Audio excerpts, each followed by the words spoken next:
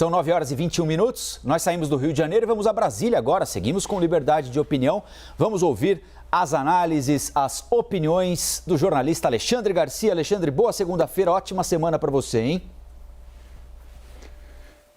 Bom dia, Colombo. Uma ótima semana para nós todos. Vamos lá então, Alexandre, temos muitos assuntos para tratar aqui no Liberdade de Opinião. Hoje, segunda-feira, última segunda-feira do mês de abril, dia em que a diretoria da Anvisa vai se reunir logo mais às 6 da tarde para analisar pedidos de importação da vacina contra a Covid-19 Sputnik V. Ainda não é para aplicação da vacina nos brasileiros, mas para a importação da vacina. Essa reunião foi marcada para cumprir uma decisão do Supremo Tribunal Federal, que deu até o fim deste mês, que termina nesta semana, para a agência avaliar a liberação para a importação da vacina russa. O consórcio de governadores do Nordeste diz que está tentando trazer 66 milhões de doses da vacina Sputnik V para o Brasil. As vacinas não seriam utilizadas apenas pelo consórcio de governadores do Norte e Nordeste, mas seriam entregues ao Ministério da Saúde para distribuição por todo o país. Alexandre, há governadores reclamando de um suposto excesso de burocracia da Anvisa com a vacina Sputnik V. O Wellington Dias do Piauí, do PT, o governador Flávio Dino do PCdoB, o governador Camilo Santana do Ceará, que é do PT também.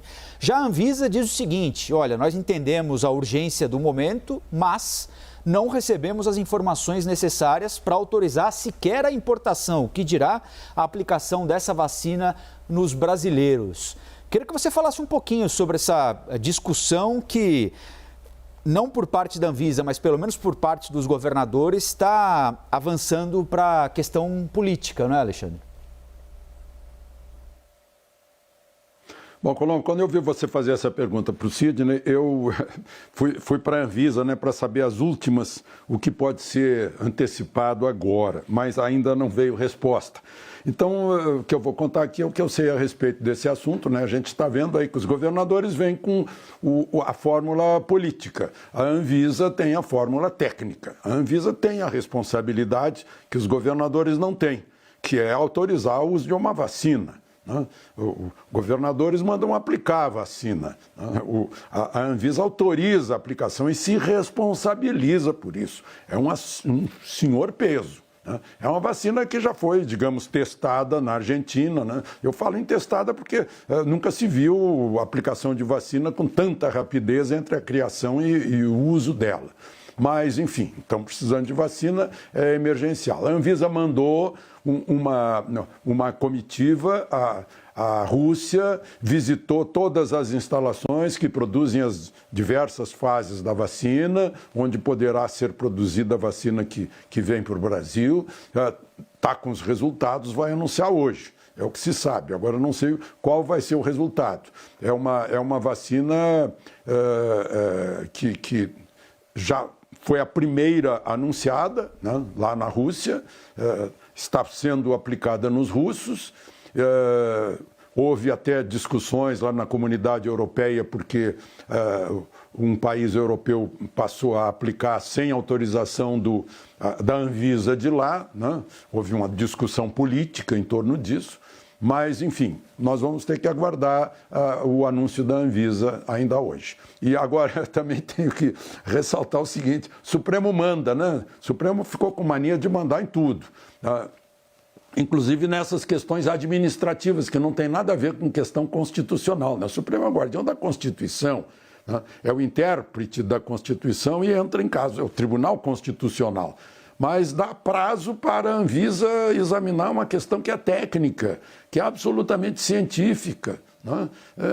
Então, apressar uma coisa assim é até temerário. Mas, enfim, a Anvisa pediu que fosse liberado o prazo, mas não conseguiu. Então, vamos ver o que vai sair hoje. Ainda sobre vacinas, essa reunião está marcada para 6 da tarde na Anvisa em Brasília.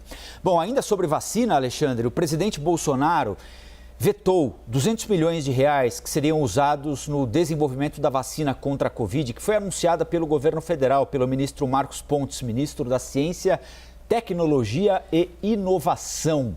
O presidente do MDB, que é o deputado Baleia Rossi, derrotado por Arthur Lira na eleição para a presidência da Câmara dos Deputados, classificou o corte de recursos como absurdo.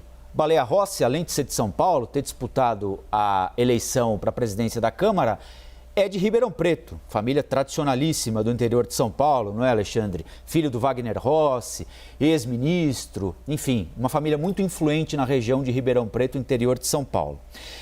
Em março, o Palácio do Planalto divulgou que essa vacina brasileira apoiada pelo governo federal estava com pesquisas avançadas. E agora vem essa provável falta de recurso, né? A não ser que isso seja substituído ao longo do ano. Aí a gente falou muito aqui, não é, Alexandre? Comentamos muito o andamento do orçamento, a aprovação do orçamento, a possibilidade de o presidente, se sancionasse o orçamento como estava, sofrer inclusive um processo de impeachment, houve acordo com o Congresso. Essa área específica, a pesquisa para o desenvolvimento de uma vacina brasileira deveria ter sido preservada pelo governo brasileiro em detrimento de todas as dificuldades econômicas que nós temos, Alexandre? Bom, vamos ao histórico e ao testemunho, né? Eu estava ali acompanhando bem de perto a alegria do ministro astronauta, né? O ministro Pontes, ao anunciar isso, foi dia 26, acho que foi uma sexta-feira, aí pelas 2h30 da tarde, estava muito feliz com isso, né? E não sabia ainda das necessidades de cortes no orçamento, né? Bom, você mencionou muito bem aí a família Rossi, Ribeirão Preto, MDB, né? Acontece, tem influência sim, acontece que o relator da Constituinte, do orçamento, o deputado Márcio Bittar, também é do MDB e certamente recebeu essa influência, e o relator é que botou esses 200 milhões no orçamento, né? Aí vem uma espécie de escolha de Sofia, né? O que fazer se estamos precisando de vacina agora, né? Essa vacina é para começar a ser aplicada, se tudo der certo, depois de abril do ano que vem. Mas a gente está precisando de vacina agora. O que fazer? Aplicar esses 200 milhões no investimento do ano que vem ou comprar vacina agora, né? Porque o dinheiro está curto. É uma escolha de Sofia. A gente vê isso, infelizmente, em UTIs, né? Está cheio de gente esperando, tem poucas vagas. Dão preferência para que tem mais chances, né? Isso é a escolha de Sofia terrível, né? Agora, nessa eu tenho a notícia de agora, de última hora. Aí, a Versamune MCTI já tem 30 milhões para as fases 1 e 2. Então, não há prejuízo do desenvolvimento dessa vacina 100% brasileira. A fase 1 está encerrando agora. Aí eles vão entrar com pedido de licença para a fase 2, que é a aplicação num grupo de voluntários, né? Para isso, a fase 1 é em animais ainda, né? Agora num grupo de humanos. Para isso já tem 30 milhões. Aí é esperar os outros faltantes, e não são 200 milhões que está faltando, são 300 milhões para aplicar em 25 mil pessoas, que é a fase 3, para saber se a vacina dá certo. E isso vai assim mais 9 meses, 10 meses, 12 meses pela frente. Então, essa é a história do que aconteceu com esse orçamento que está super apertado, que tem excesso de despesa e menos receita. Essa informação é importante, então, Alexandre. Para a próxima fase, tem dinheiro. Que vai ser a fase 2, para aplicar em humanos, voluntários. Está terminando a fase 1, que é em animais, né? Está dando tudo certo. Logo vão entrar com pedido de licença da Anvisa para a fase 2. E aí vai faltar dinheiro para a fase 3. Só que a fase 2 ainda vai se estender aí, porque tem que aplicar a vacina e ficar observando, né? Para ver as consequências da vacina, as reações e a eficácia da vacina. Muito bem. Então, uma parte da pesquisa está garantida, a menor. Mas se der certo, não é, Alexandre? Se os resultados da fase 2 forem bons, aí fica muito difícil não arrumar dinheiro em algum lugar para fazer a 3, né? Não pode parar a pesquisa no meio. E se der certo, aí vão ter de arrumar. Pois é. Inclusive a iniciativa privada, né? A iniciativa privada não está vivendo offshore, está vivendo aqui dentro desse país. né? E está dependendo também do sucesso das vacinas, de nós desenvolvermos nossas próprias vacinas, para que a economia siga num ritmo melhor do que agora, né? Se bem que eu estava vendo há pouco, o consumo de aço em março subiu 50% em relação a março do ano passado. Esse país é miraculoso. Olha, Alexandre, de acordo com o Conselho Nacional de Municípios, 1/4 das cidades brasileiras teve de interromper a campanha de vacinação contra a Covid por falta de doses. O Ministério da Saúde fez uma revisão no cronograma de entrega de vacinas, reduziu em 22,5% o cronograma de entrega de vacinas. Nós ouvimos o secretário executivo do Conselho Nacional de Secretarias Municipais de Saúde, Mauro Junqueira. Ele entende que a irregularidade, a imprevisibilidade na entrega de doses devem persistir pelo menos até julho no Brasil. Essas informações das secretarias de saúde municipais, que são aquelas que aplicam a vacina nas pessoas, são os municípios que aplicam a vacina nos brasileiros, provocam preocupação, Alexandre?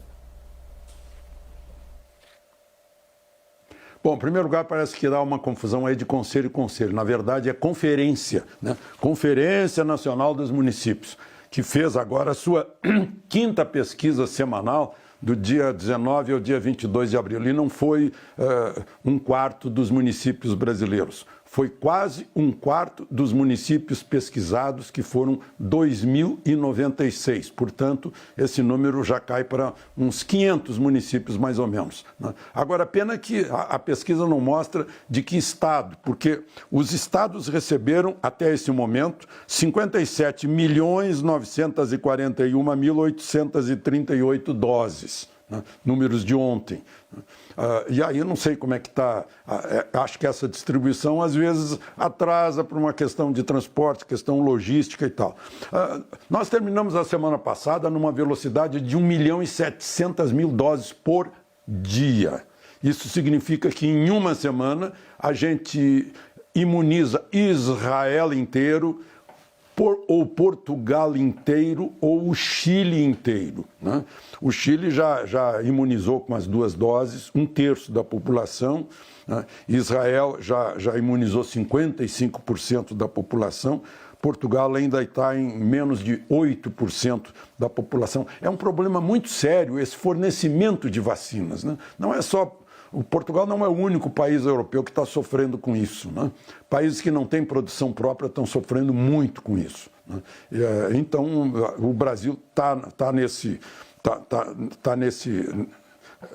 nesse círculo aí. O Brasil já aplicou 38 milhões de doses, já imunizou 11 milhões com as 2 doses, 11 milhões de brasileiros. Isso dá igual à população de Israel, de Portugal ou do Chile, né?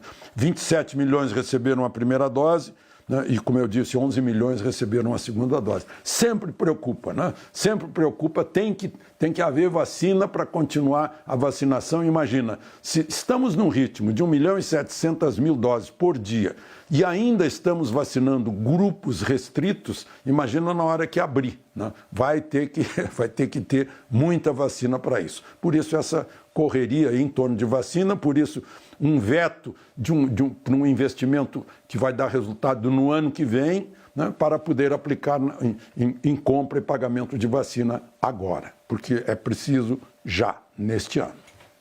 Bom, e amanhã, Alexandre, daqui mais ou menos 24 horas, um pouquinho mais, a partir das 10 horas da manhã, será instalada a CPI da Covid, que vai apurar as ações e possíveis omissões do governo federal durante a pandemia e também como foi utilizado o dinheiro repassado pela União para estados e municípios combaterem a pandemia. Quem defende a comissão diz que os trabalhos devem investigar e fazer justiça com os mortos do país. Aliás, foi uma frase dita aqui no Novo Dia pelo senador Omar Aziz, do PSD do Amazonas, que é tido nesse momento como favorito para ser o presidente da CPI. Que a CPI não deve fazer vingança, mas justiça. Já aqueles que entendem que a CPI, neste momento, não é adequada, dizem que a tendência é que a comissão vire uma espécie de palanque político para desgastar o governo de olho na eleição de outubro do ano que vem, 2022. Alexandre, eu estava lembrando com o Sidney agora há pouquinho, né? Acho que a ideia de todo mundo agora, de todo brasileiro, é salvar vidas, né? A CPI agora nos ajuda a estancar esse número de mortes. Já morreram mais brasileiros de Covid neste ano aqui do que entre março e dezembro do ano passado, março quando a pandemia passou. A CPI, a essa altura do campeonato, ajuda ou atrapalha? Bom, tá muito na cara que se trata de um palanque para o ano que vem, né? Pessoal que está com medo da eleição, que não acredita que tem que decidir as coisas no voto, que é preciso fazer alguma coisa no meio do caminho, né? Agora, é um grande desrespeito à memória das pessoas que perderam a vida por essa pandemia, fazer dessa CPI um palanque eleitoral. Essa CPI deveria ser técnica, como diz o candidato, não só candidato à presidência, como autor de um dos dois pedidos. É bom lembrar, tem o pedido do Randolfo Rodrigues, que foi ao Supremo, né, e veio do ministro Barroso a ordem ao Senado de abrir a CPI, né, em detrimento de uma CPI que já estava pronta e estava em primeiro lugar na fila, né, derrubaram essa condição. Ele, o senador Eduardo Girão, do Ceará, é o autor do segundo pedido. Segundo ele, de uma CPI ampla, geral e restrita, né? Usou esses termos, né, de tempos da abertura, para que se investigue tudo. Agora, veja só, é terrível a gente ter que lembrar disso, mas aconteceu agora. O ministro Fachin, no último dia da semana passada, prorrogou por mais 60 dias as investigações sobre 2 senadores da CPI, o que supostamente vai ser o relator, Renan Calheiros, pai de um governador, e o primeiro suplente, Jader Barbalho, pai de outro governador. As investigações sobre a Transpetro, com base no depoimento de delação premiada do ex-presidente da Transpetro, Sérgio Machado. Transpetro, uma subsidiária da Petrobras. Segundo ele, Renan Calheiros teria recebido 32 milhões da Transpetro, segundo ele. E Jader Barbalho apenas 4 milhões e 300 mil. Né? São 2 integrantes da CPI. O que está se apresentando como presidente, a mulher dele foi presa 2 vezes pela Polícia Federal, os 3 irmãos foram presos por desvios da saúde quando ele era governador do Amazonas. Então, o que eu digo, uma CPI séria para investigar coisas dos outros, tem que ser integrada por gente que esteja acima de qualquer suspeita. Isso é uma coisa básica. Eu não estou querendo fazer aqui ad CPI, né? Em vez de argumentar, atacar a CPI. Não é, mas essa é a nata da CPI, é a raiz dela, né? Será que entre 11 integrantes e 8 titulares não havia entre 81 senadores, né, 18 senadores acima de qualquer suspeita para ter moral para investigar tudo? Investigar tudo, presidente da República, prefeitos, governadores, dinheiro, campanhas de medo, campanhas erradas, omissões, né? Inclusive de médicos, né? Então, por que as pessoas morreram na intubação, todas essas coisas. Mas, infelizmente, parece que tem aí o viés. Essa eleição do ano que vem, né? Eu sei, eu entendo, político tem eleição na cabeça. Porque se não ganhar a eleição, político sempre almeja poder, né? Então, se tivesse assim algum altruísmo, como tem muita gente, né? O senador Girão está sendo candidato à presidência, diz que não vai indicar, o presidente é que indica, não indicaria, se ganhar, não indicaria Renan Calheiros como relator. Mas, enfim, essas coisas a gente vai descobrir amanhã, na hora das escolhas e das votações. É isso aí. Alexandre, muito bom te ouvir mais uma vez. Ótima semana. Amanhã, a partir das 9 da manhã, nós conversamos mais uma vez. Até amanhã, obrigado. e aproveitem o dia.